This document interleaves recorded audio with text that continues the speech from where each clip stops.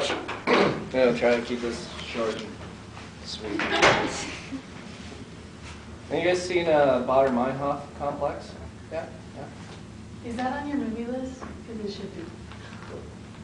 I have it in my Netflix queue. Oh my god. It's good. It's late 60s and 70s, as many of you know.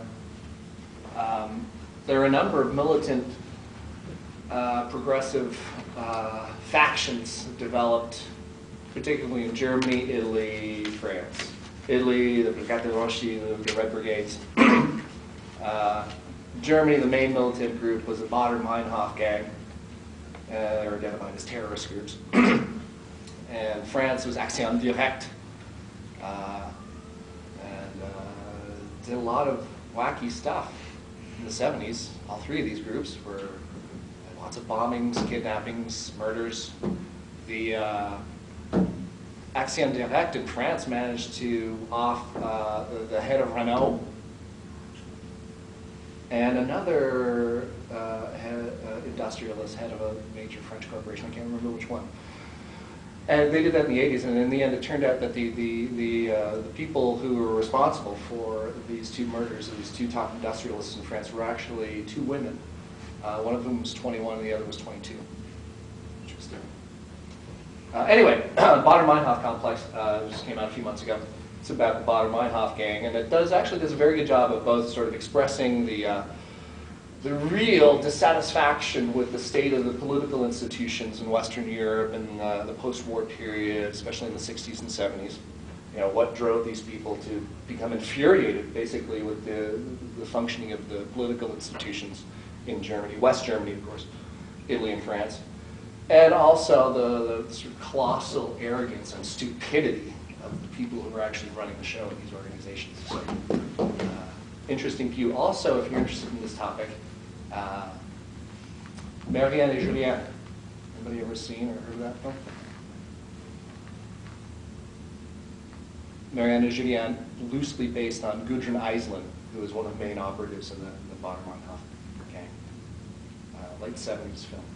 Barbara Sucro stars. Who's the director? Margareta von Schroeder. Very good little film. Anyway, it's not on the topic of the Italian New Left, really. So, giving a lecture on the Italian New Left and autonomous Marxism, it's kind of like giving a 15-20-minute lecture on Marxism. You can't really do it. I'm giving a class, a course on Marxism right now, and we're basically touching the surface of what Marxism and Marxist philosophy is all about, Marxist theory. So too, I could construct a whole course on the Italian New Left and on autonomous Marxism, and once again, we would just touch the surface of this very, very complex theoretical movement. So just a little bit of historical context, I think, always useful in understanding theoretical movements, the historical substrata, and just a couple of the main thrusts of what this theoretical group is all about, the Italian New Left and autonomous Marxism. The Italian New Left itself was a movement that got going, I would say, in the late 50s in Italy. Really got full speed ahead in the 1960s with the emergence of the most famous figures associated with the Italian New Left, first and foremost Antonio Negri, but also Mario Tronti, very, very important, Sergio Bologna. It basically dissolved, the Italian New Left basically dissolved in the late 1970s as part of the years of lead. By the late 1970s, there's a political configuration in Italy which basically successfully criminalized activism of any kind. And most of the main figures associated with the Italian New Left were accused of being involved in the activities of the Red Brigade. There was never any shred of evidence linking any of these people really with any of the actual activities of the Red Brigades undertook. But the theoretical figures of the Italian New Left were basically criminalized. Some of them fled, like Tony Negri, and the movement itself just sort of collapsed by the late 1970s. But it gave birth to a flavor of contemporary Marxist theory that we refer to as autonomous Marxism. So anyway, the Italian New Left. Historical context. Well, in the West, throughout most of the 20th century, you've got basically two theoretical models for what Marxism and Marxist thinking, Marxist theory, Marxist philosophy and politics are all about. Italian New Left. That implies that there's an old left. And the old left in the context of Marxist theory, particularly in the 20th century, is, people help me out, the old left. Marxist-Leninism. Marxist-Leninism, basically.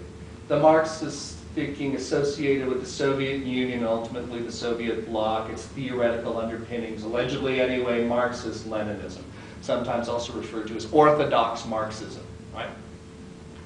So that's one of the main theoretical tendencies of Marxist thinking in the 20th century, right? We've got orthodox Marxism or Marxism-Leninism. The other main theoretical tendency of Marxist thinking, particularly in the West, in Western Europe, North America, places like that, the 20th century, is generally referred to as critical theory. Critical theory, which emerged in the Frankfurt's Institute for Social Research, which was established in 1923, post-First World War period. And again, they're the other really significant and powerful theoretical model of Marxist philosophy, Marxist theory in general in the 20th century. You got orthodox Marxism, Marxism-Leninism on the one hand, you got Western European, North American critical theory on the other hand. Marxism-Leninism focuses on the party, the organization and functioning of the party. Whether it's a communist party that is functioning in a, quote, liberal democracy in the Western world, one among several other parties, liberal parties, conservative parties. Here in the United States, there was no communist party really ever. But certainly throughout most of Europe, Western Europe, beginning in the 1920s and 1930s, communist parties existed, and socialist parties existed.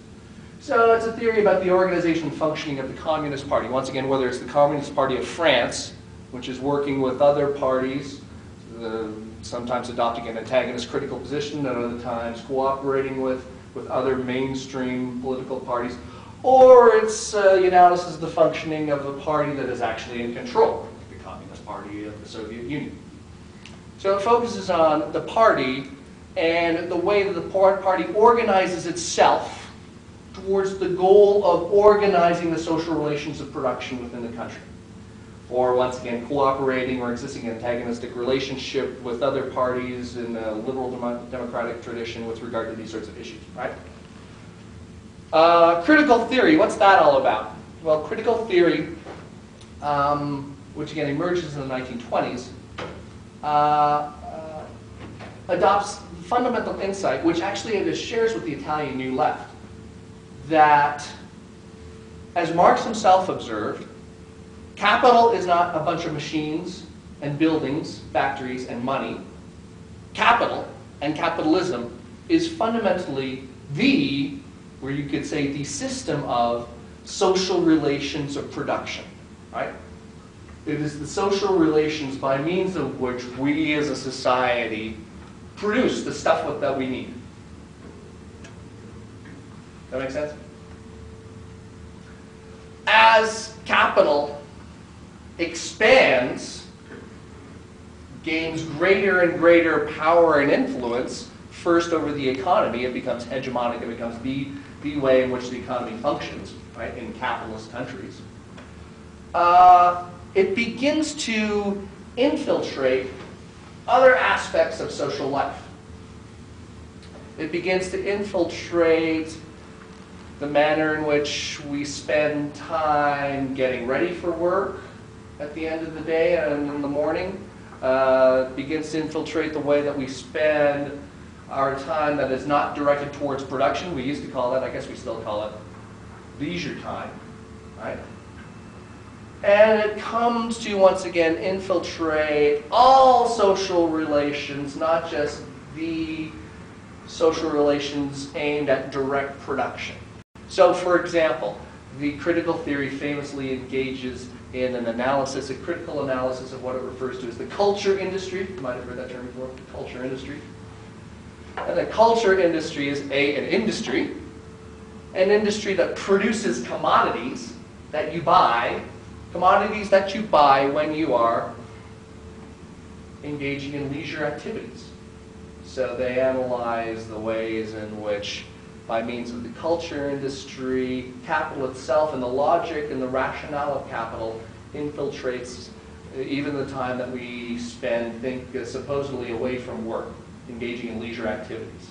And the way in which capital attempts, first and foremost, to commodify all activities associated with our leisure time. Turn everything that we do when we're not at work into a process of satisfying the needs and desires that we have by purchasing things, like going to movies, spending your $5 and, well, now it's like $12.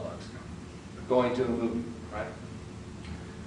right? Critical theory incorporated elements of, Nietzschean philosophy, Freudian psychoanalysis, other theoretical models to assist them in their task of investigating not just how the economy functions, not just how stuff gets produced, but how society as a whole functions, how culture functions, and how culture has become infiltrated by capital, and how culture comes to reinforce capitalist relations of production, et cetera, et cetera. So these are the two theoretical models, main theoretical models, once again, that you see running through the history of Western Marxist thought in the 20th century. So the Italian New Left, which begins to emerge once again in the late 1950s, is something that is it's a different beast. It's new in that it's something different to these two competing theoretical models that dominate Marxist discourse throughout the West during, at the very least, the first half of the 20th century. So, the other important context, not theoretical context, but historical context, are the events that are taking place, some of which were just documented in the history lecture, in Italy in the post-war period. The end of the Second World War. We all know that the Second World War was very bad. It involved lots of people getting killed, lots of stuff getting broken by means of bombs and things like that.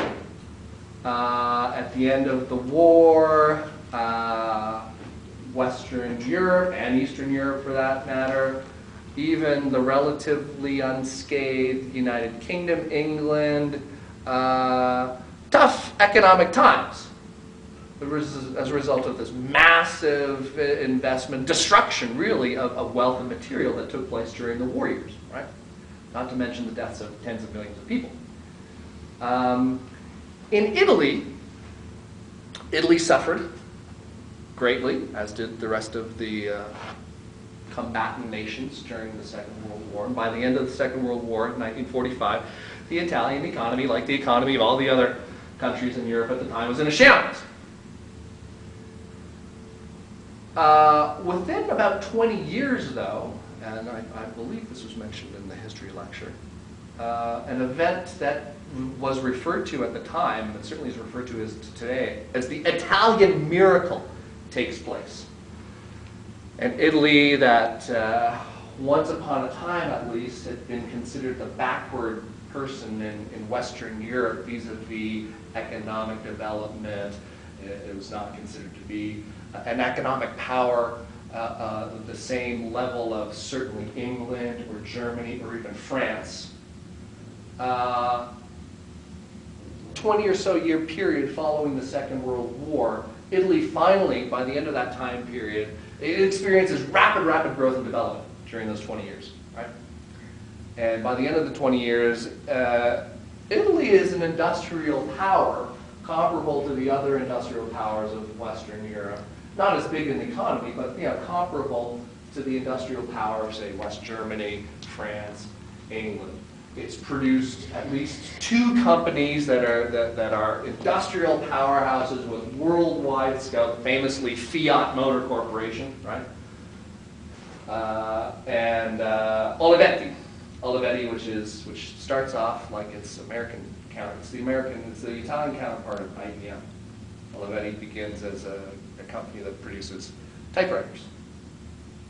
And now it's a massive, like IBM, it's a producer of computers. So these companies, this sort of growth surrounding companies like these that emerge on the world stage in the 1960s are a couple of examples of what's going on in Italy in the industrial sector beginning in the late 1940s, the post-war period, and through the 1950s and 1960s. So, in this context, what's wrong with critical theory by means of which we can analyze the culture as a whole and analyze the ways in which capital and the forces of capitalism are attempting to impose a certain kind of style of life, really, on all of us, and analyze the ways in which this is occurring to us. And what's wrong with Marxism-Leninism that provides us with a model to gain and hopefully maintain political power so that we can exert greater influence over working conditions, wages, and stuff like that? Aren't these two theoretical models sort of enough in order to help us, particularly in relatively prosperous Western nations, to figure out what's going on and how we might change things? Well, there are some problems. First, notoriously throughout basically all of Europe in the post-war period, communist parties were basically telling workers, frequently by means of trade unions that were controlled by the Communist Party in most of these countries, West Germany, Italy, France. Particularly in Italy, the Communist Party in the post-war period was telling Italian workers, guess what they had to do? Work really hard, because we have to focus on growing the economy, getting back to economic health, so that we can then, once that has occurred, we can focus on developing political institutions which will carry us into power. Right? But first things first, what we got to do is fix the economy, fix the industrial infrastructure. The Italians actually didn't have it too bad because, unlike Germany, for example, most of their industrial infrastructure is in the far north, particularly in the Po Valley and in the Piedmont area. The biggest industrial sector of Italy is actually a triangle with Genoa, Milan, and Turin. Before the war made it that far, the war in Italy on the ground starts in Sicily and then works its way up, right? Before it made its way up to the north, the Italians had taken care of Mussolini in their own inimitable fashion. And so the war ends really in Italy before there's a lot of destruction in the north. So actually the industrial infrastructure is pretty much intact in Italy at the end of the war.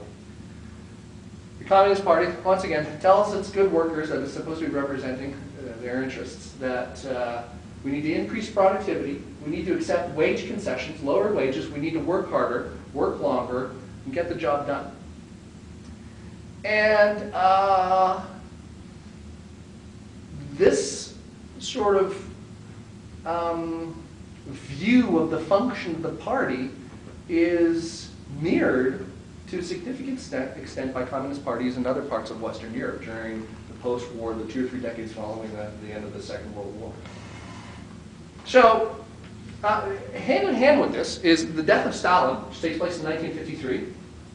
And the death of Stalin leads to, the Hungarian Uprising of 1956, death of Stalin 1953, gradually leads to an erosion of support for communist parties in the West, because communist parties in the West, particularly the Italian party, had very much aligned itself with Stalin. And when the news starts to get out, when, for instance, when Khrushchev begins to sort of mildly criticize some aspects of the Stalin government, you've got representatives of communist parties in like Italy and France criticizing Khrushchev for being a traitor. This is how hardcore these people are. Throughout the late 40s, 50s, 1960s, you have communist parties in Western countries, particularly in Italy, that don't seem to really be doing anything at all to advance the actual interests of working class people, that are working hand in hand with the governments, frequently rather conservative governments, in order to keep the workers on the job, in line, accepting wage concessions, increasing productivity, working longer. So, you know, if you're in Italy in the 1960s and you're working in a factory and you're wondering when your wages are going to rise, it doesn't seem like the union or the party are helping you at all.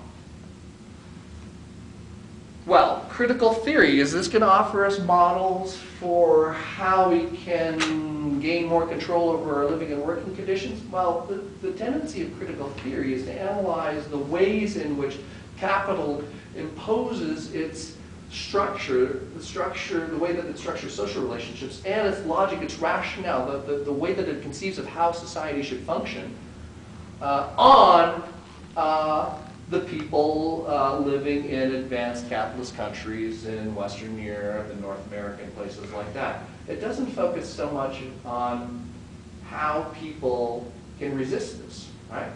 It's on how this logic and this system of social relationships is being imposed upon us. Hence the emergence of the Italian New Left. Now, the Italians didn't invent this of their own. There are a couple of other theoretical models that were pretty marginal, but nonetheless had a very significant influence on the development of the Italian New Left beginning in the late 1950s. One of which was French, a journal and hence a theoretical tradition that's referred to as Socialisme Barbarie. That would be a good lecture for you guys. Socialisme Barbarie, which was headed by a Greek expat, Cornelius Castoriadis and Claude Lefort, that began publishing in 1948, I believe, and only finished publishing in the mid-60s. So the Socialisme Barbarie movement in France is one of the direct theoretical influences on the emergence of the Italian New Left. Another in the United States, which is generally referred to as the Johnson-Forrest tendency, also very, very interesting Johnson-Forrest tendency. That name comes from the pseudonym of its two leaders. Johnson, I think his pseudonym was J. Johnson, who was actually CLR James. Very, very interesting figure in the history of the American labor movement and American Marxist theory. He was actually a Trinidadian who came to the United States in, I believe, the 1920s. And began working in communist movements and in the trade union movement. Ultimately began publishing under the pseudonym J. Johnson. And his theoretical partner, F. Forrest, is actually a woman named Raya Denilovskaya, who was a Ukrainian Jewish woman whose family had immigrated, I believe, to Boston when she was a young woman. And it's the Denilovskaya and CLR James begin the Johnson-Forrest tendency, first of all within the American Socialist Communist Party in the 1930s, and then they become sort of independent in the late 1940s. So what is about these movements that influenced the nascent Italian New Left beginning in the 1950s? Well, Socialisme Barbarie, again, which first began publishing in France in the late 1940s and 1948, focused not upon the political organization of communist political parties and how they were going to organize themselves and ultimately organize the social relations of production in order to improve conditions for working class people, did not focus upon how capital was infiltrating all sectors of social life and reproducing itself and its logic in all sectors of social life down into the functioning of bourgeois families. Instead, it focused on the experience, the everyday experience of actual factory workers in France. Famously published a series of diaries by a worker in a Renault factory outside of Paris. So the focus of Socialisme Barbarie was to chronicle the everyday life and the everyday struggles of real, actual, living, breathing, working class people. And I believe that was only through an analysis of how actual living, breathing people in capitalist countries were living and the struggles and difficulties and hardships that they were experiencing and the ways that they were organizing within the workplace in order to try and change the conditions under which they were living and working, that you could really come up with a truly progressive and revolutionary movement ultimately aimed at completely transforming society. This is one of the theoretical influences on the Italian New Left, bottom-up, sort of grassroots approach to theorizing ultimately political transformation. The Johnson-Forrest tendency did the same thing, published a bunch of pamphlets that were largely based upon interviews with factory workers, mostly in the auto sector in the United States, mostly in Detroit, in the auto sector.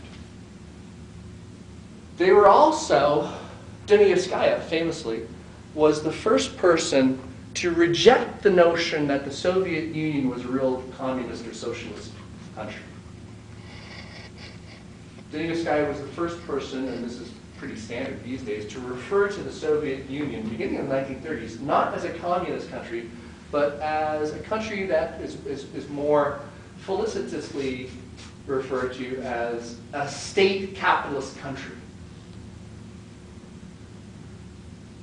It was a capitalist country because the goal of the Communist Party in the Soviet Union, on the view of Denievskaya, I think that this is correct, was to put people to work.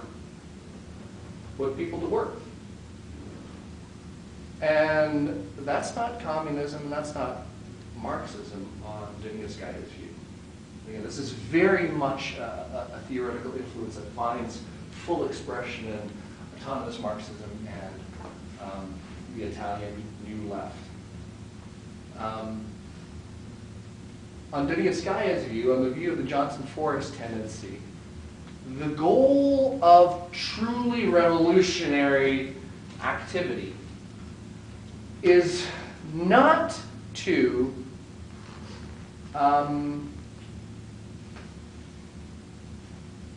expand production and to put more and more people to work while you're, making sure that they have proper wages and decent food and housing and that sort of thing. The goal was to end work, end wage labor. So,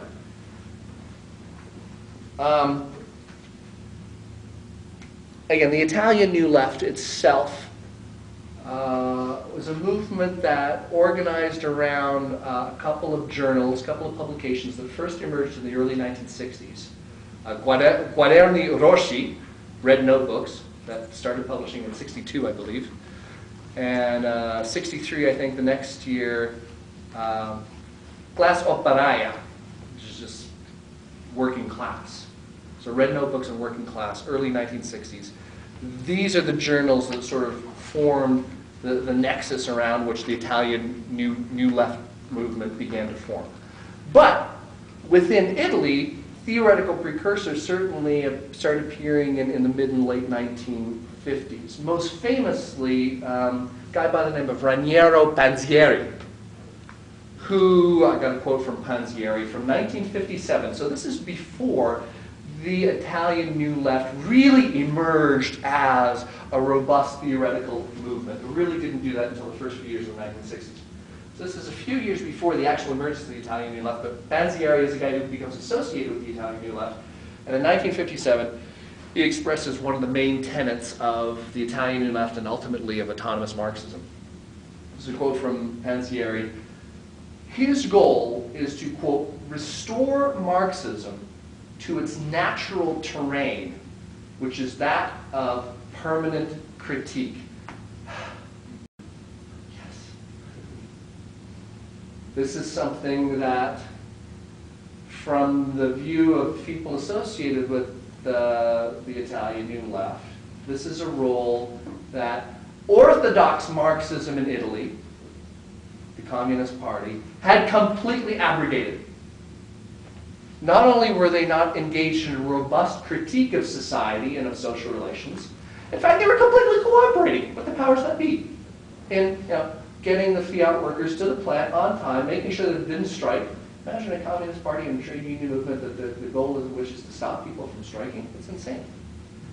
So this is a role that Orthodox Marxism in the context of Italy, and I think you could say the same thing pretty much of France and West Germany, had entirely abrogated. Its function as a means of engaging in a critical analysis of society and social relations. Not just social relations of production, but all social relations of reproduction and distribution and consumption, etc. So for the Italian New Left, to restore Marxism to its natural terrain, which is that of permanent critique, that ultimately comes to mean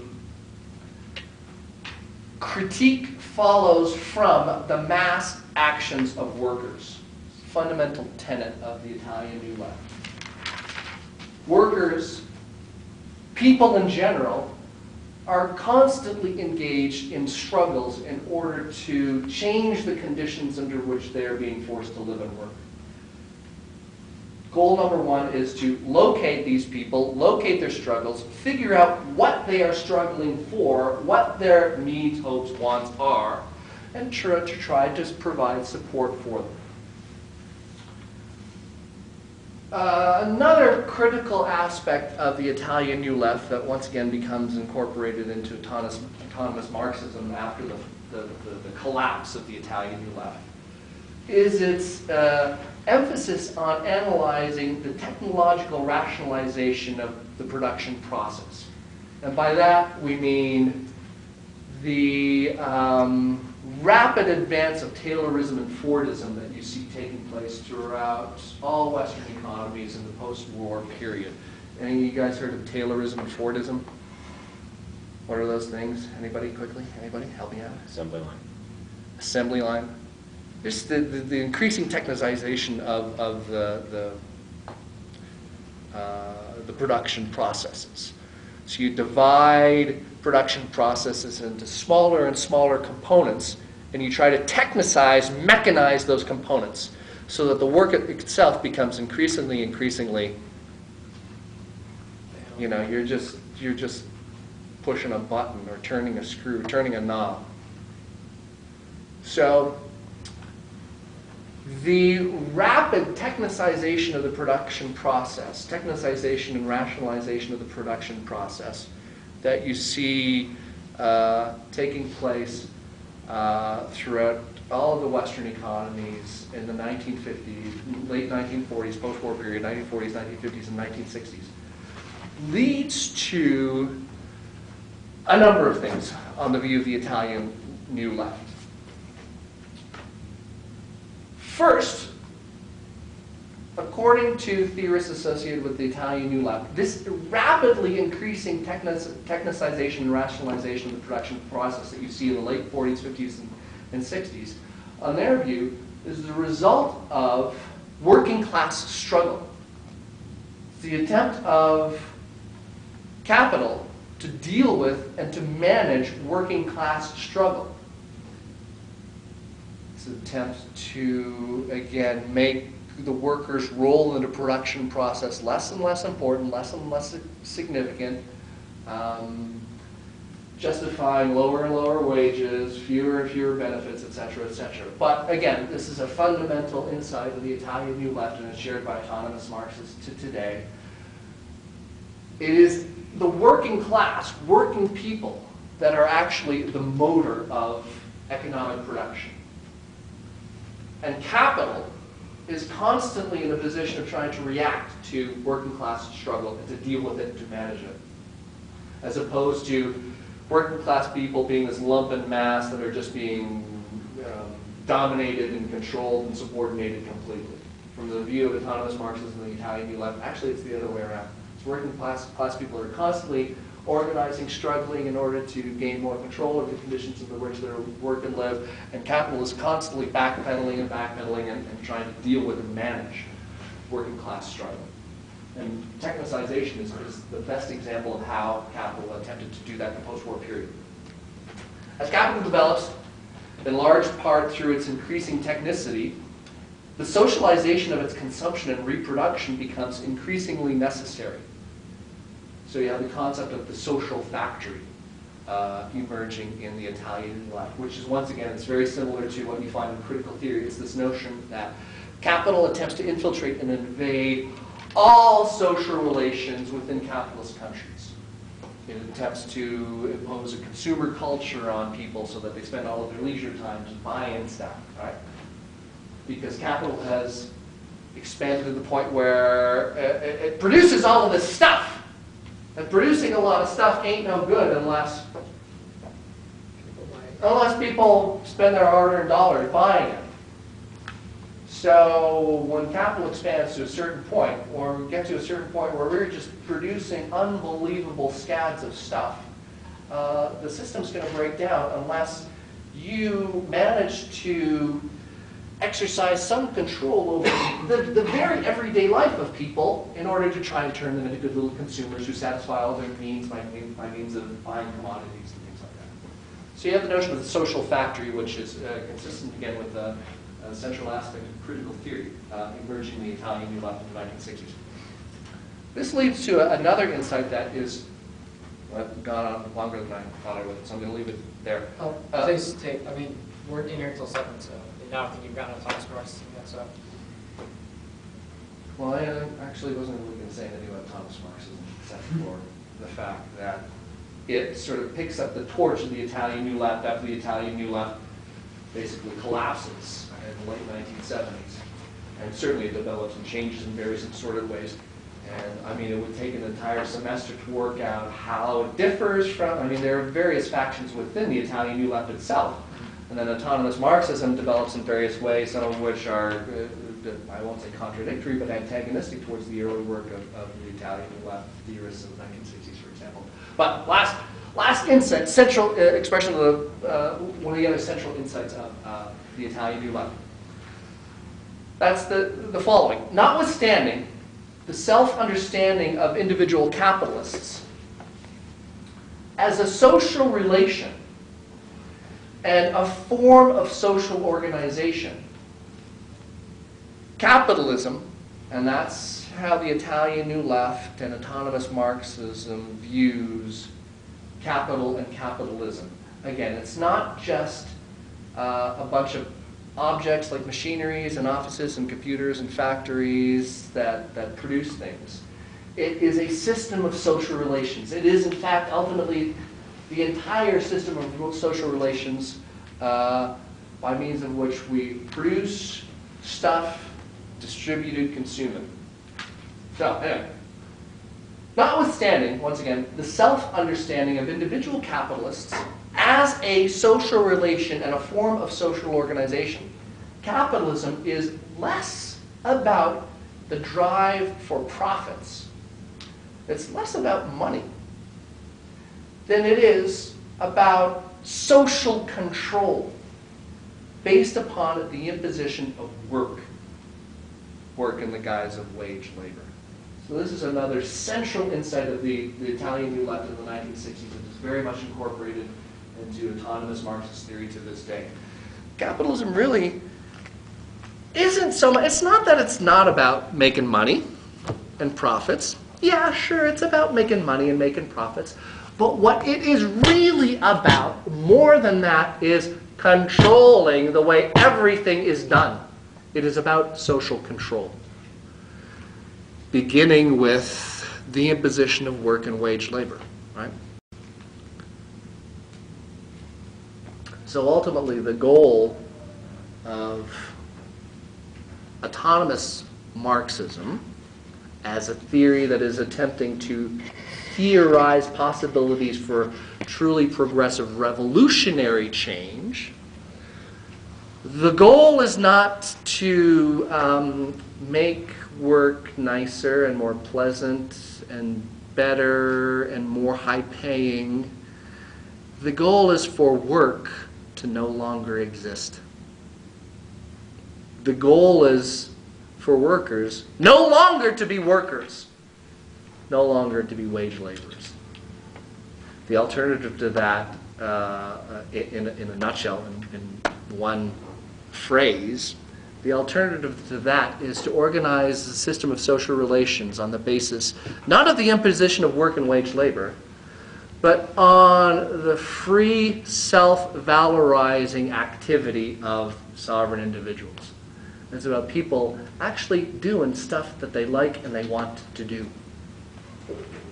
That's the impetus for social relations of production in the post-autonomous Marxist revolutionary period. If that makes any sense. Hopefully it does. And hopefully you might even think that that might be a pretty good thing. And one of the views, I was mentioning this in Marx class last week, one of the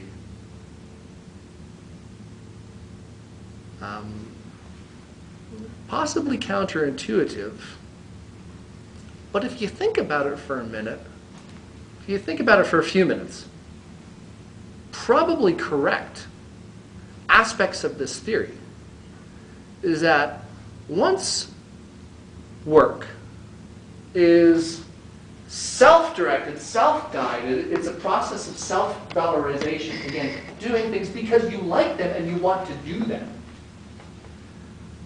productivity will actually increase. Part of this view is that the power of social productivity is actually hemmed in, yoked by capitalist organization. Capitalist organization actually stops people from doing stuff that they would do, because it's characterized by, you know, in the 1940s, people working in factories and doing as little work as they possibly can. In 2010, people in cubicles doing the same thing, like twiddling their thumbs or surfing the net, because they hate their jobs and their jobs suck. And they're not doing something because they like it and they enjoy it and that's what they want to do. If people actually were free to do that, a lot more would get done. So that's interesting, again, in the first instance, perhaps counterintuitive, but I think if you think about it in the long run, actually it makes a lot of sense. Aspects of this thinking characteristic of autonomous Marxism. So anyway, I blabbed on too long. And of course, we've only scratched the surface of what the Italian New Left and autonomous Marxism is all about. Do you want to make questions? Should we give you a pause? Yay, me. As usual, I take my like 2 or 3 sentences and a half an hour later, 40 minutes later. Well, I see a hand in the back. it seems then that this criticism coming from within the Italian New Left directed towards critical theory might be something as follows, right? That critical theory is this sort of nihilistic thing, and all it's doing is pointing out the ways that we are getting fucked, and yes, offering no strategies for. From the perspective of resistance. autonomous Marxism, it's like, you critical theorists, why do you care about one thing and one thing only, namely what the bad guys are doing to us? Yeah. Why don't you focus on what we're doing to them? That's what we're about. Okay, so my question is this. So yes, they do view critical theory as being very pessimistic and not necessarily nihilist, but pessimistic and not really useful from the perspective of thinking about how we can actually continue to organize and change things. So what Just as a side note before, sorry, I started off my philosophical career as a good critical theorist, studying my Adorno, Benjamin. I was an Adorno guy once upon a time. Then I went to the University of Texas to study critical theory with one of the main representatives of critical theory in the English-speaking world, Doug Kellner, who at the time was there. I was going to study Adorno, and I did a master's thesis on Adorno. And I, for whatever reason, actually it was a friend of mine, said, hey, there's this guy in the economics department named Harry Cleaver, who is one of a dying breed, namely a Marxist economist, trained in economics at Stanford in the 60s, early 70s, and was hired by the University of Texas at Austin, the economics department, to teach Marxist economics. Last of the dying breed. There's an interestingly used, some of you might know this, there are a couple of cells of autonomous, Marxist economists still left. One, UMass Amherst, there's Harry, who's one of one at the University of Texas at Austin, and there are actually a handful of all places up the road at the University of Utah. So, yeah, I ultimately took 3 or 4 classes with Harry Cleaver. Harry Cleaver, who is one of the early translators of Antonio Negri. He is one of the main representatives of autonomous Marxism, certainly in economics departments, but in theoretical circles in general. And yeah, I was sitting in on classes, taking classes with Harry, and I was like, oh, okay, this makes sense. Yeah. Let's stop worrying about what the bad guys are doing to us. Let's think about what we're going to do to them. So yeah. Then to be explicit, I'm wondering what would be some of these main strategies then, right? Of you know, what we're going to do to them. What is the program for the new left? Well, there is no one program, right? What are some strategies then? Well, in the 60s, people like Negri, Antonio Negri, who had a teaching job at University of, it's in the Veneto, which university? Padua, University of Padua.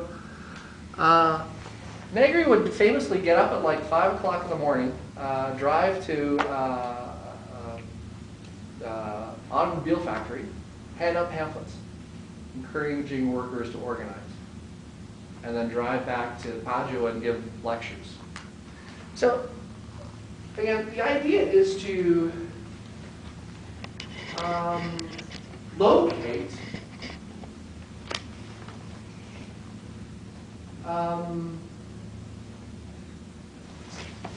instances of real struggle wherever they are, right? And to support, here's another slogan of the Italian New Left, and hopefully ultimately circulate those struggles. And it's basically the idea, it's, you know, this isn't rocket science here. It's not, we're not trying to produce a revolutionary communist blueprint for how society got to look and the changes that got to take place. The program was really quite simple. It begins with the premise that people everywhere around the world are constantly organizing and struggling in order to try to improve the conditions under which they work and live. So wherever and whenever that is occurring, help to think about how to support those struggles and ultimately circulate them so that people living in similar conditions over here can benefit from what has been learned over here. That makes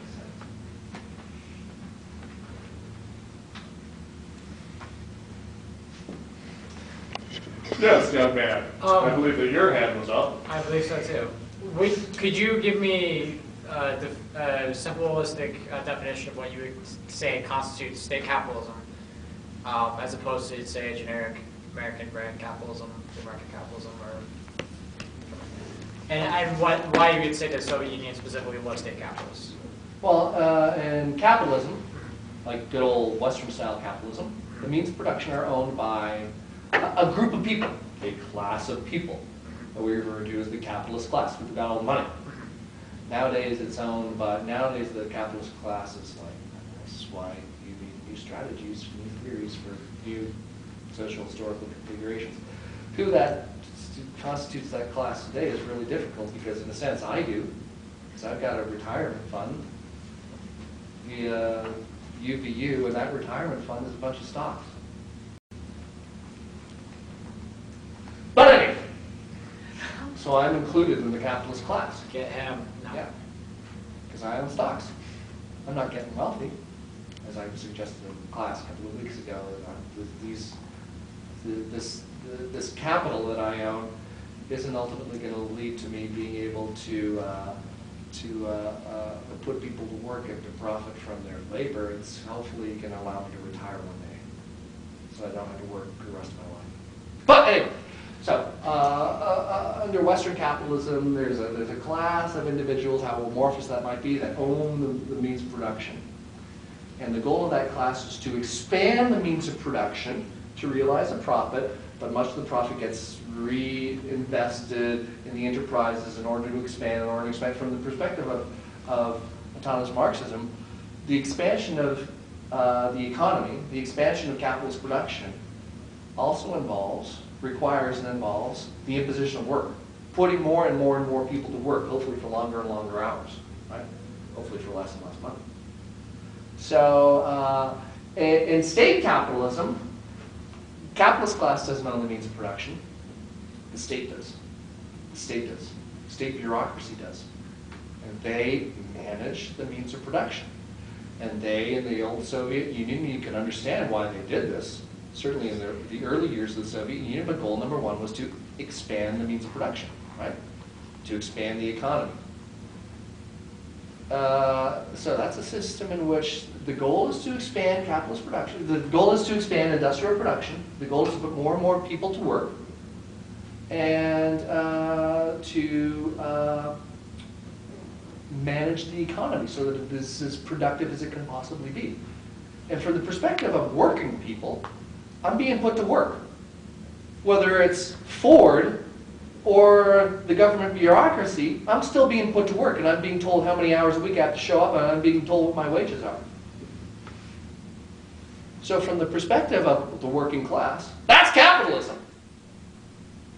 That's wage labor being imposed upon me under the conditions of them. So that's why from the perspective of beginning in the 1930s, Raya Danievskaya makes this insight from the 1930s, very remarkable. The Soviet Union, communist, the workers control the means of production, the workers control the conditions under which they work? No, that ain't communism. That's the state controlling the work of the means of production and controlling the conditions under which workers work. Hence, it's just state capitalism. And then you got this other kind of capitalism where a class runs the show and manages the means of production in the economy. So it seems to me then that the main concern, at least for autonomous Marxism and the working class, is the abolition of work. I guess the question I pose to you is who... The abolition of work in the sense of the abolition of wage labor. Okay. Well, okay, then that would necessarily mean that we Which still will have, replace functions in society. Work, people still doing stuff. Okay. But again, the model of self-organization, this phrase that is central to Italian New Left and central to autonomous Marxism. It's all about doing stuff because you like it and you enjoy it and you want to do it. Okay, I don't think anybody's going to enjoy working in raw sewage and processing. So I think necessarily people are going to have to make that sacrifice if they want the team, however they're going to organize it. But then again, I guess the question is, do you take historical? Does that take historical context into consideration for the Soviet Union at that time? It's 1930s. Hitler's starting to come to power. Nations are starting to get eaten up. And it seems to me, right, if it is a state, it's a state of the people. And at the time, there's a dictatorship of the proletariat in which it's a traditional sense of the dictator. It's like, hey, guess what? Europe's going to shit. Within the Italian New Left and within autonomous Marxism, different configurations of transformation are analyzed always from the perspective of the material conditions of production. It's going to be the material conditions of production that are the crucible, if you will, of how transformation takes place. So even from the perspective of the Italian New Left and autonomous Marxism, what happened, particularly in the early post-First World War period, was perfectly rational, given the condition of the relations of production in the nascent Soviet Union. Made sense given that context. The Italian New Left is going to say 1965, 1970 Italy is a different context. Okay. And what was appropriate to that socio-historical context ain't appropriate now. A lot of people are making a shitload of money. Okay. The damn Communist Party has been telling us for 20 years now to accept wage concessions and to work longer and harder. Screw you guys. Screw you guys. We're going to go it on our own. Okay. We ourselves, we working class people in the factories are going to organize, and we're going to go on wildcat strikes, and the trade unions don't want it, and the Communist Party of Italy doesn't want it, but it doesn't matter. It doesn't matter. Screw all you guys. So again, Yeah, this is an insight that's central to Marx himself. Certainly. Different socio-historical circumstances, in particular, different socio-historical circumstances vis-a-vis the material relations to production, are going to require different theoretical models in order to assist progressive, i.e. beneficial transformations. It seems like there are two big things going on. And one, they seem to be... Yes, the Olympic Games and... Yeah, and the Iraq War.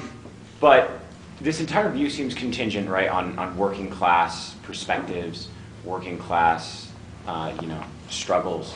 But it seems to me that if I look at the vast majority of working class struggles around the world, in general, they're progressive only in the sense that workers get less exploited when things happen, kind of, in those relationships. But I mean, Fordism, right, is itself a product of working class struggles. That's a central insight of the Italian New Left, yeah. But also, once the workers get Fordism, they stop with the working class struggles. I mean, this is a big reason why the American workers left didn't ask for Fordism. The Fordism is a result of working class struggle, in the sense that working class struggle leads capitalist managers to think, how are we going to have these people have less influence over how the workplace functions? These people got a lot of power because these workers are really important to our industry. And if they decide to go on strike, we're screwed.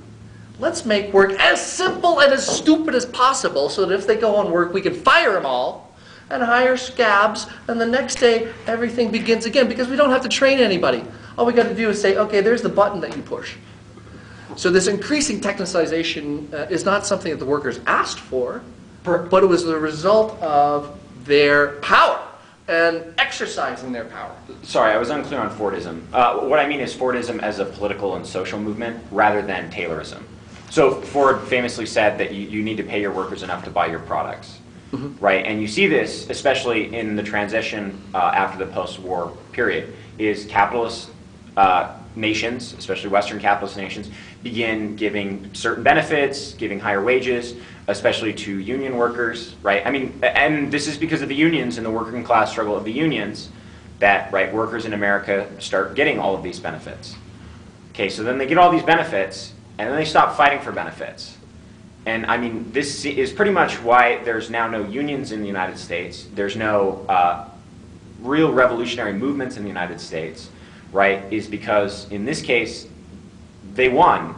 I mean, Lenin famously says, right, in bourgeois societies, as apparently, right, the autonomous know, right, in bourgeois societies, the dominant ideology is bourgeois, right? So why then is there this belief that if workers have bourgeois ideology and they fight for their own personal self-interest through trade unionist struggles, that this will somehow develop into a spontaneous revolutionary movement? Oh, well, I think it's a misrepresentation of the INL and of autonomous Marxism to, and if I implied this, then it's incorrect, to suggest that, for example, the sort of ideology critique that is engaged in by critical theorists, right, who are unmasking the logic and the rationale of capital and how it comes to infiltrate the very way that we think and the way that we live and eat and breathe, that sort of ideology critique is vacuous and insignificant and unimportant. That's not the case. The view is that it's one-sided. It's one-sided. And while you are engaged in things like ideology critique and masking the ways that, you know, the way that we have come to be expected to live our lives is in cahoots with the forces of global capital, while engaging in that critique, right? And those sorts of critiques are useful and beneficial. Also examine the very real activities of organization and struggle that are still taking place even today, even in these United States of America, and certainly everywhere else in the world. So it's not either or, and if I paint it as an either or, then that's not really accurate. It's not either or, it's both. Both. But start with what's actually going on in real people's lives. Not, for instance, theories about how people think and how people act. Begin with an analysis of the way that they actually live their lives, what they are doing, what their actual hopes, desires, wants are, what they want to change, what maybe they are struggling in order to change. Does that make sense? If I may. I mean, it makes perfect sense, but again, it seems that Lenin's critique against ultra-leftism and Luxemburg and Kaczewski also applies here. If we were to find out what people in this valley, for example, right now really hope and want and what they dream of, I would imagine a big chunk of that would for Mexicans to get out of America. And that is a real, I mean, the people who are most anti-immigration are working class Americans. And as a matter of fact, one of their hopes and dreams is to not have Mexicans around anymore. The very fact that they're working class, and I'm not saying you say this, but I mean, this raises theoretical problems, right? Which is sometimes the working class, because it's under capitalism, doesn't want progressive things. And so it seems that, yeah, to a certain extent, we need to know what's going on. For example, imagining that we have a PLA of several million, hidden Maoists that will pop up and save us if we rise up against the government isn't realistic. But where's the fruitfulness in, for example, publishing a journal, a diary of workers who are alienated at their job? Like, every job I've had is alienating, and I don't need a special journal to tell me how terrible things are, right? I don't need to see special outrages, at least for me, under capitalism. Capitalism is outrageous enough as it is. I mean, so whether the purpose or intent of that. Yeah, but that's entirely consistent with Italian left and autonomous thinking. The notion that nobody needs to be taught by the party, for example, that things suck. Nobody needs to be told that. We all already know it. What we need to do is to help people who think that things suck, who think that it sucks that they're living paycheck to paycheck, that they don't have any damn health care, or if they have health care, they're in danger of losing it as soon as somebody gets sick. You don't need to tell people living in those conditions, even if they're blaming it on the damn Mexicans. I find that if you just talk to people for 5 minutes about the issue, an issue of illegal immigration, they will recognize the fact that, you know what, it actually isn't us versus them, right? And they contribute to what's going on in my community to a much greater extent than I'm willing to admit at first blush. But anyway, my point is that you don't need somebody to tell people that certain circumstances and conditions under which they live and work are crappy. What you need to focus on is helping people to recognize the ways in which they can exercise power and work together in order to try to change things. Again, you don't need Big Brother or a party or what have you to tell you what you really need, hope, and desire, what your true consciousness is, apart from your false consciousness. So it's already, people know when things suck. One of the things that they worry about, though, is the notion that things can't change. And that you can assist with, right? Helping people to recognize the actual power that they do have, in particular when they begin to organize with like-minded people. More hands, yes. Will was first. Or Will. You mentioned earlier that for this group, capitalism isn't as much about making money. That's a big part of it, but you said it also has a lot to do with exercising social control over people, the way capitalism controls people. would those people say Yeah, that in the that sense that it's trying to turn the entire world into you're a good wage laborer, and when you're not on the job, you're a good consumer.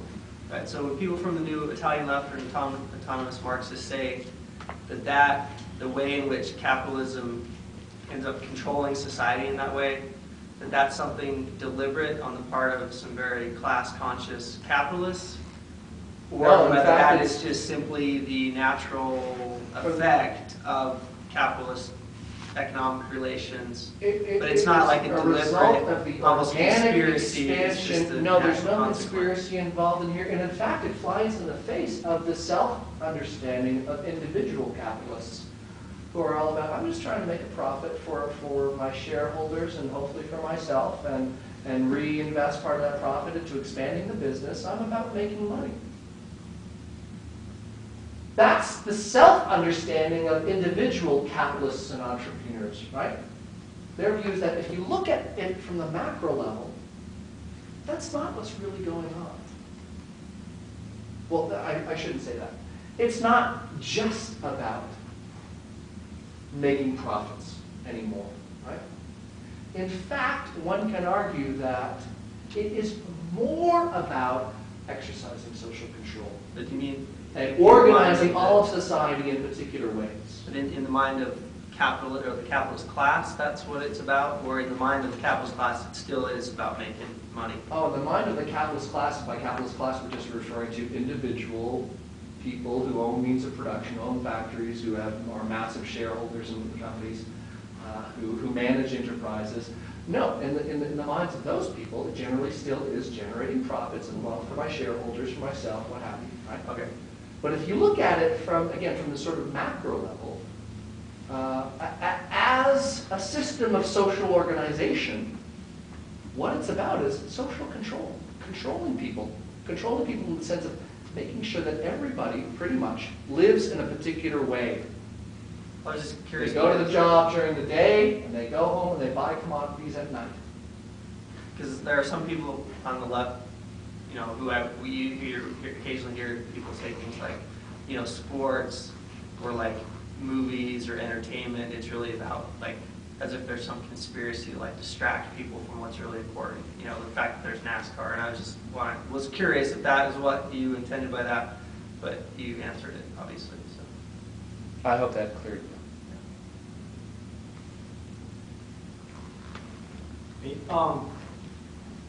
When you brought up technicization as a reaction, if I remember right, what does imperialism have to have? How does that come into? I mean, if I remember right, there was a dual reaction. One is to technicize the workplace. The other is be it imperialism as in imperialism or economic imperialism. And economic imperialism back to the 19th century, it plays a huge, huge role in capitalist expansion, right? The Italian New Left in the post-war period didn't really focus upon that because that wasn't really central to the Italian experience. Again, in their context, it was more what was going on in the industrial north of Italy, late 40s, 50s, and 60s. Rapid Taylorization and Fordism, right, that was taking place. The massively and rapidly increasing the technicization of the workplace, of the factory during this time period. And this was causing very significant changes. So that's what they were focusing on. okay. Not to say that imperialism during the long course of the development of capital didn't play a central role in capitalist expansion, beginning in capitalist countries and then spreading across colonization. And also in taking away the control of the workers in previously, or the existing capitalist countries, right? Yeah, sure. Yeah. How well pitting groups of workers does against each other. autonomous Marxism take that into account in their whatever theory, but to the extent Oh, well, that they autonomism is, especially as it is developed in the work of Antonio Negri, who's the most famous of them, not the only autonomous theorist, but with the increasing globalization of relations of production, right? Material relations of production.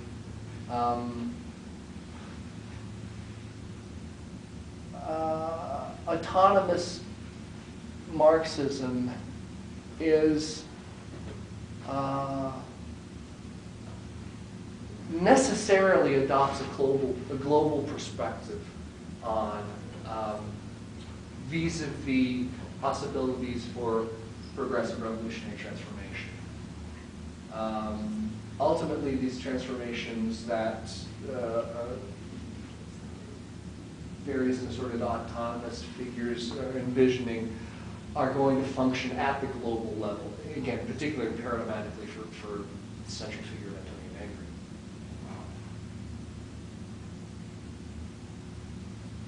So there's, yeah, for Negri, for example, truly revolutionary transformation on the level of an individual nation state really is difficult to conceive of anymore, on his view. Truly revolutionary transformations are going to affect social relations, social and material relations of production immediately on a multinational, if not a global level. So again, that's the tendency, and that's the perspective of a colonialized or a post-colonial state. Something like Cuba, he wouldn't think much of. Well, Like taking over that, I don't know, Cuba, Bolivia, Nepal, taking over a state and having it be like a cell, a pocket of resistance to the... Well, Cuba took place in the late 50s and early 60s, right? And Cuba, I think, obviously Negri is going to say that there were truly progressive transformations that took place in Cuba in the 1960s. But Cuba is now within the network of global relations of production. Right? There's only an embargo by one country, and one country only. The rest of the world trades openly with Cuba and has normal relations with Cuba, and buys Cuban commodities, and Cuba sells commodities.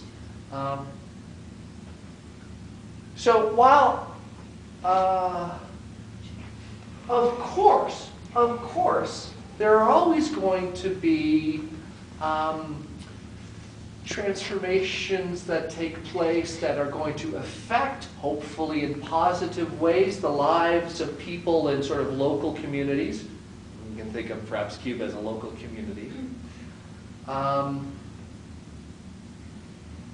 Truly revolutionary transformations that will change the way that people work and produce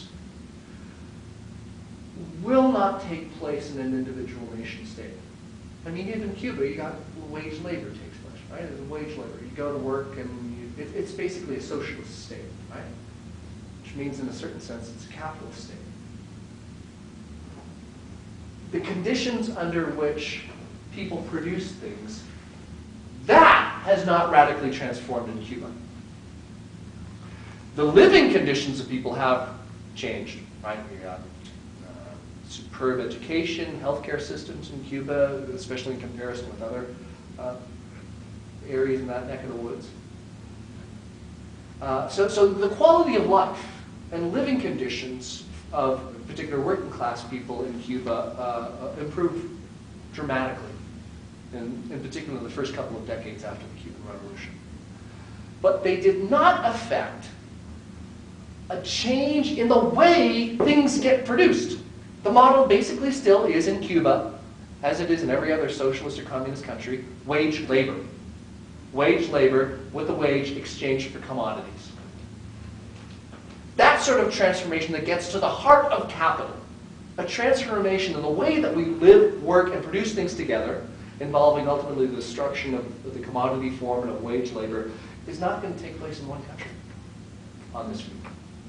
Which once again is not to say that struggles don't lead to positive changes that positively impact people's lives everywhere, of course, of course.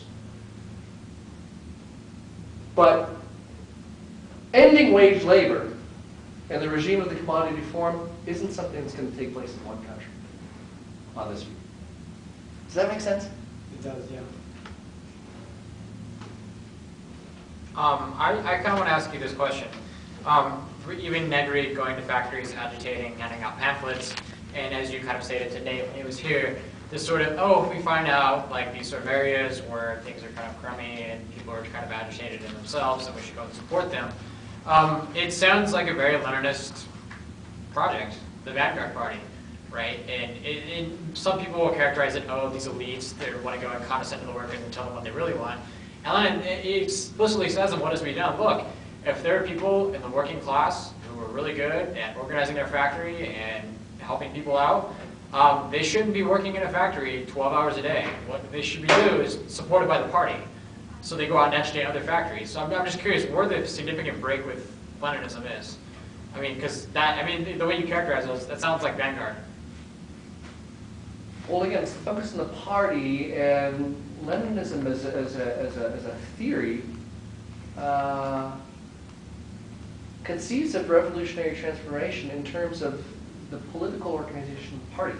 The political organization of the party is going to solve problems. Okay, and what's the... Regardless of what actual working class men and women are doing in the lives that they are living. Right, and then the question I would pose So to you, again, what is the actual composition of the party then for an Italian leftist, and their critique of Leninism? What is the composition of the party? Like, who makes up the party? There is no party. No, I'm saying, like, in Leninism, there's a party, right? Their big gripe is, okay, this party, it's horrible, it's just condescending to the working class. What is their conception of Lenin's party, like the Vanguard Party? What do they think the Vanguard Party itself is made up of? What, on the view of the Italian New Left? Because it seems to me that they're saying, look, the party is alienating, it's not addressing the working class, it's not supporting them, and Well, yet the very conception of they're working... not interested in, here's another, so they're less interested in theoretical questions. Like, let's figure out what Lenin really said and what he really meant. And that's, the project for today. This is really important. As soon as we solve that theoretical problem, then all of the other ducks are going to fall into a row. The goal is, okay, there's a party. It calls itself the Communist Party of Italy, the PCI. I think to deal with the Soviet Union and Leninism specifically. So, I mean, granted, I can say that PCI was probably correct. So we'll cut that. So it's all context, saying, context, right? So they're So criticizing the Italian party, not necessarily Marxist-Leninism. Yeah, it's context. Okay, so right? their gripe isn't with the situation Marxist-Leninism. is, we're being screwed by the PCI. Very much, They've been yeah. in cahoots with the powers that be since the end of the war. Not only have they not been helping us, but they've been exacerbating our situation. So are we going to look to the PCI to tell us what to do and tell us what we need to be doing? No, because all they're telling us to do is to accept wage concessions and work longer and harder. So ostensibly their hang-up is not with Marxist-Leninism proper. Their concern is not to develop correct theoretical interpretations of either Lenin or Marx or anyone else. Okay. Their perspective is the workers at Fiat are doing X, Y, and Z. They are unhappy. They are beginning to realize in the late 60s because of the Italian economy by that time had recovered to the point that actually unemployment was quite low. And so it wasn't like you could fire the entire Fiat works and just hire a bunch of people from southern Italy to take their place immediately. Couldn't do that. No can do any longer by the late 1960s. So by the late 1960s, people, in particular in Fiat, but in other industrial sectors in northern Italy, were engaging in extremely sophisticated activities aimed at sabotaging the company, right? In order to gain really, really significant concessions, not just about the working conditions and the wages and things like that, but about the way the social factory that was Turin at the time functioned. Okay. So it's like, what are those guys in that factory doing? Let's go find out. Let's find out what they're doing, how they're struggling, how we can help them struggle, how we can circulate that struggle so that the guys at this factory over down the street also know what's going on, are on the same page. We can circulate struggles. Once that wildcat strike is over, this one can begin, and then that way we can frighten the government, not just the board of directors of Fiat, but the government into making real concessions that are truly going to affect the conditions under which we're living and working. Okay. Let's not sit around and figure out how to correctly understand what is to be done.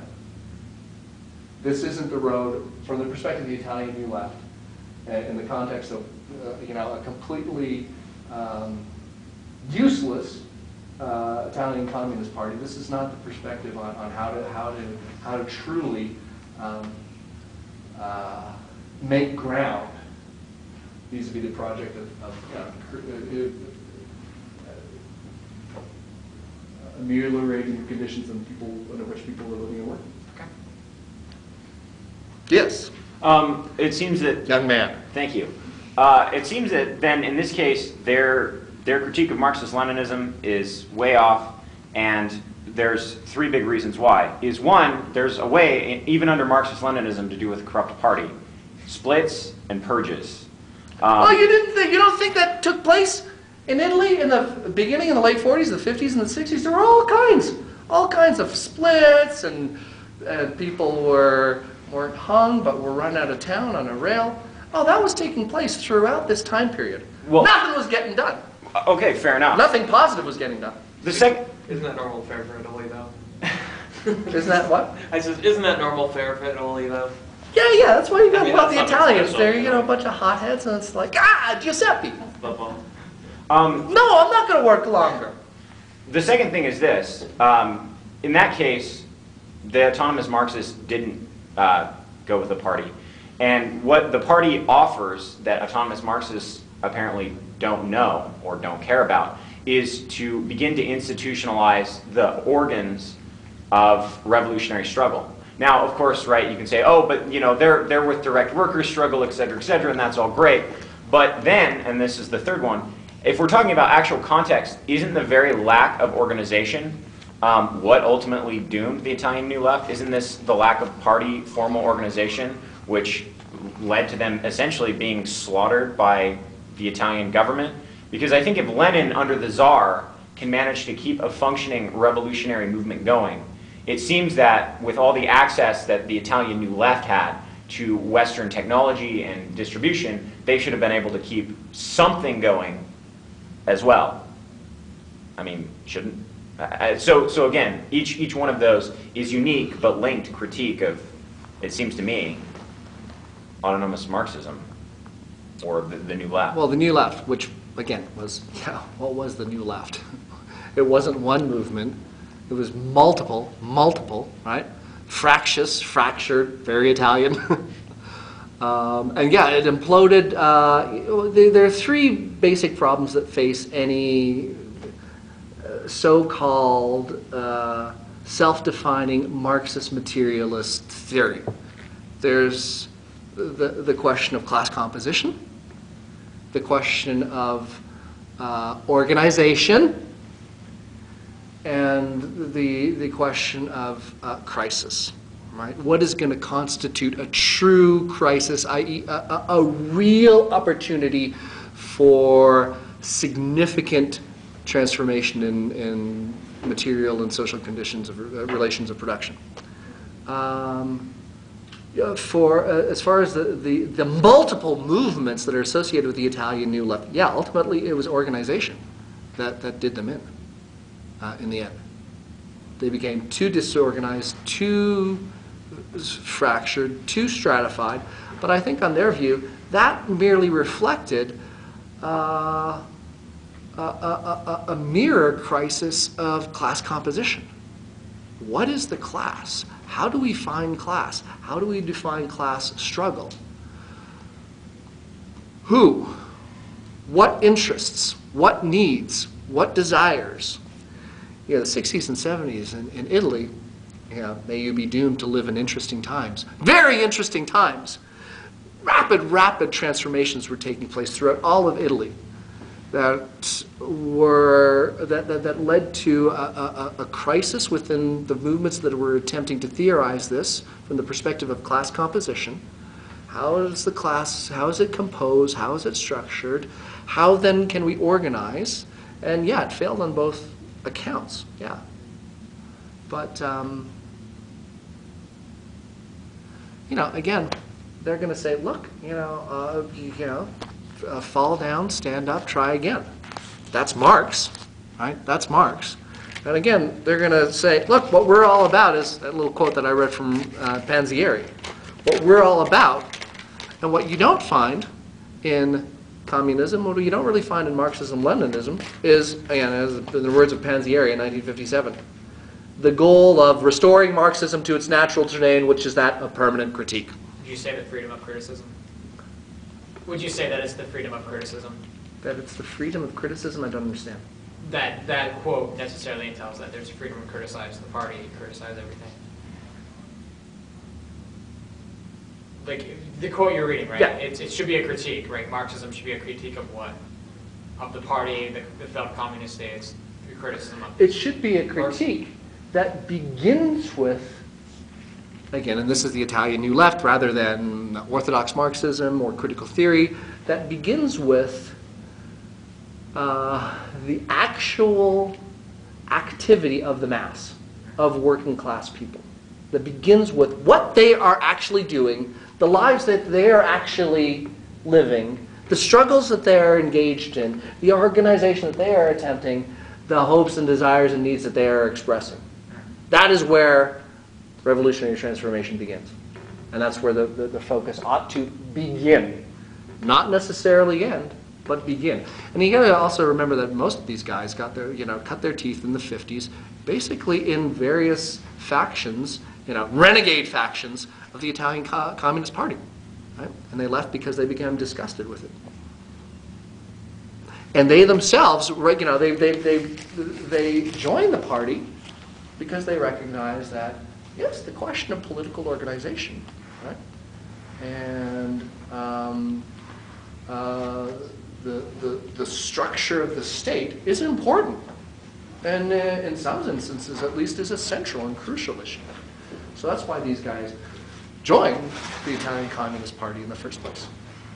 They left it because they became convinced that, given the context, given the socio-historical situation and the material conditions of production that existed, and the transformations that were taking place, the party is not helping us, and it's not going to help us. And we need to go back to the workers themselves and their spontaneous activities of organization and struggle. Again, these guys would say, and this is just Marx, this is just Marx. Context, context, context, context, context, context.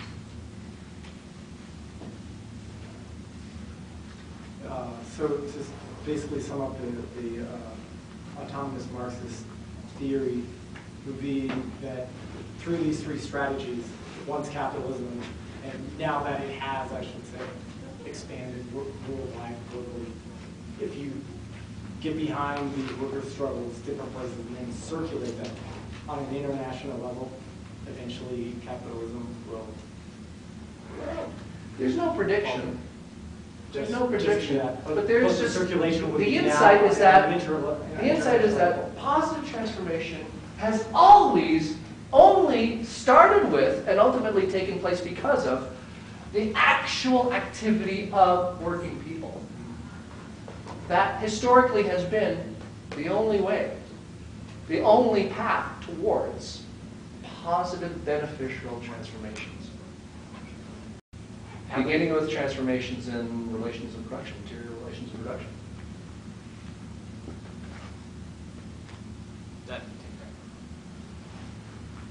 Man. Yes, young man? I see your hand raised again. It seems though, right, this spontaneity shows, I mean, I'm trying to find the least offensive way to say this, but I think I'm just going to say it. This faith in spontaneity shows an extreme naivety. And the reason why it shows an extreme naivety is, yes, a wildcat strike, because it doesn't posit enough. It doesn't theorize enough.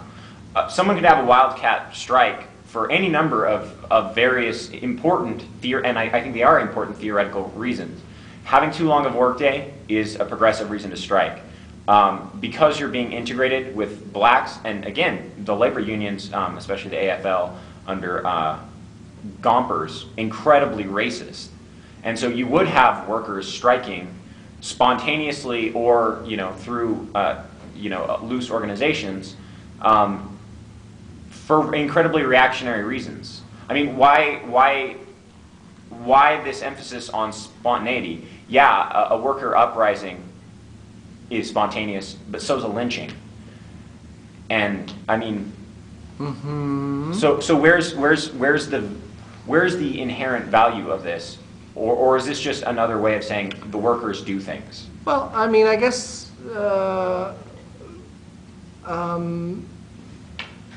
autonomous theory would say, okay, well, you accuse us of naivete. I'm going to accuse you of a different kind of naivete. People spontaneously organizing, yeah, are capable of doing bad things. True. But if you think that truly transformative, positive, beneficial transformations have taken place via any motor other than spontaneous organization of living, breathing, working people, you are naive. You are naive.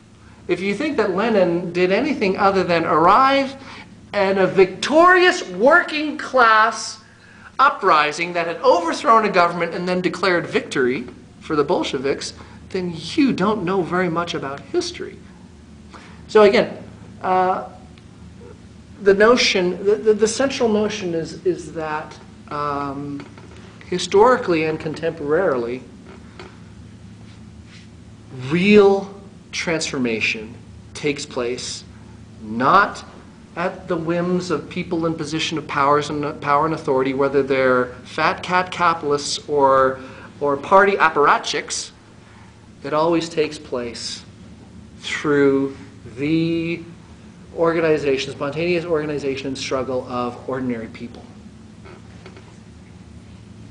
But I mean, in this case, yeah, absolutely. The uprising was completely worker-driven. He showed up absolutely just late, and through political maneuvering, declared it a Bolshevik victory, and attempted to seize power twice, July days, and then again in the October Revolution. But there's nothing spontaneous about the Leninist vanguard. There's nothing spontaneous about the Soviet Union. There's nothing spontaneous about the Red Army. But also, Lenin, right, who showed up and declared victory, managed to secure the revolution that was initially just an uprising, whereas the spontaneous Spartacists in Germany were shot and dumped in a river. And it seems like the only successful institutionalization of any revolutionary gains, and perhaps this is naive of me, but I see the Soviet Union as a progressive force, along with every other single communist state that has ever existed, with the exception of Cambodia and North Korea. But those are real gains. And if we're talking about working class people, the working class people made real gains from that. But historically, the only revolutions that have been able to institutionalize any working class gains have been, at least in this century, have been Marxist-Leninists of some variety. I might be missing some, but I mean the major ones. So I mean, why then, if we're talking so much about context and material conditions, why then would one not look to the historical conditions that were victorious, even under different styles? Well, look, it's not that autonomous Marxism just eschews entirely the central question of organization, right? Which includes, of course, political organization, the organization of state institutions and apparatuses. Of course, that is part of that is one of the issues that it has to deal with. And again, given different historical contexts, particular models were appropriate. Like, for example, the sort of organization that took place once again in the nascent Soviet Union, and particularly in the first few years after the revolution, the October Revolution, made sense and were appropriate for those conditions.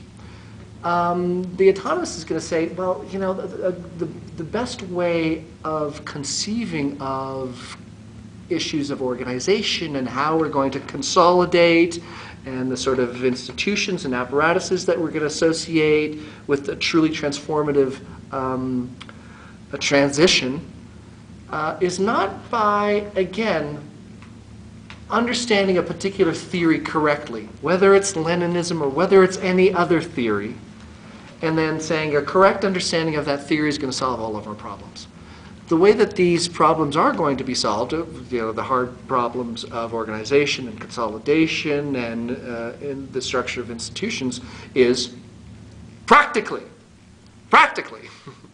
That's going to be part of the transformation.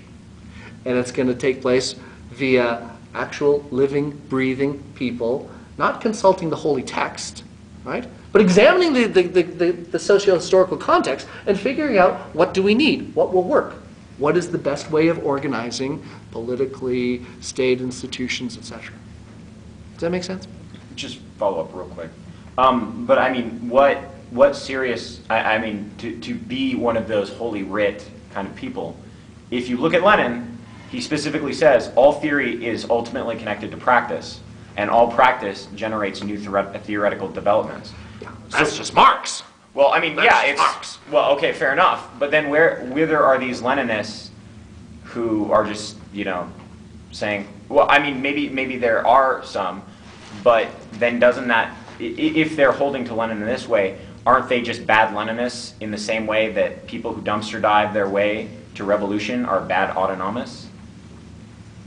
Wait, I'm not sure I understand the question. Well, I mean, here's the thing. Autonomous Marxism gets taken up in America through several different strains. One of which is called lifestyleism, where you dumpster dive and you squat and you do no work. And, Right. And you just live off garbage. Yeah. Mm-hmm. And so, I don't know, would that be falling within what you see as the most helpful and best model of autonomia, or autonomous Marxism? Well, in the American context, yeah, it's difficult to understand what exactly the theoretical underpinnings, if there are any of that. You could argue that maybe some of these people have been reading Mario Tronti and Sergio Bologna. I don't know.